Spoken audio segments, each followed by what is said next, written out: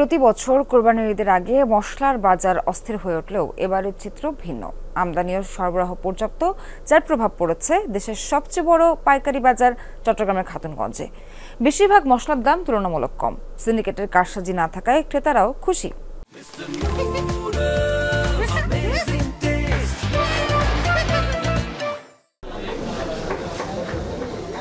সারা বছরই থাকে মশলার চাহিদা, তবে কোরবানি ঈদের আগে তা বেড়ে যায় কয়েক গুণ।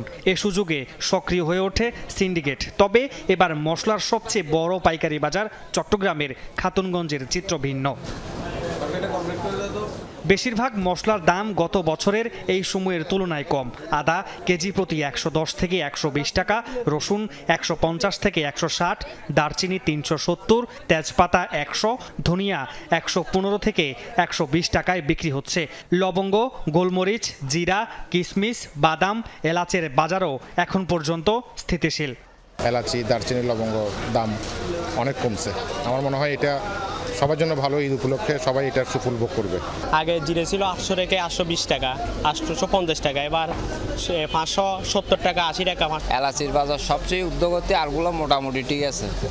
আর আদা, রসুন, পেঁয়াজ এগুলো সাধ্যের মধ্যেই আছে। চট্টগ্রাম সমুদ্র বন্দরের উদ্ভিদ সঙ্গ নিরোধ কেন্দ্রের তথ্য মতে চলতি অর্থবছরের এপ্রিল পর্যন্ত মশলা আমদানি হয়েছে প্রায় 1,70,000 টন, যা গত বছরের চেয়ে বেশি। কোরবানির সময় মশলাপাতি বেশি প্রয়োজন হয়, এজন্য গ্রাহকের চাহিদা বেশি। ঈদেতে অন্যান্য বার থেকে মশলার দামটা একটু সীমিত আছে, এই ক্রেতারাও কিনে শান্তি পাচ্ছে। মশলার দাম আগের মতো, আগের থেকে একটু কম আছে, কিন্তু আরও কম হলে একটু মানুষের ক্রয় ক্ষমতার মধ্যে থাকতে পারে।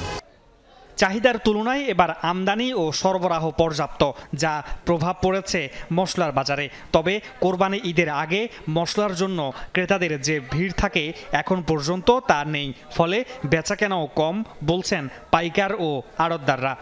গত বছরের তুলনায় এবছর মশলার দাম 40 থেকে 60% কমেছে গত বছরের তুলনায়। চাহিদাও তুলনায় অতিরিক্ত মাল আমদানি হয়েছে, সরবরাহ পর্যাপ্ত আছে ও মালের কোনো সংকট নেই।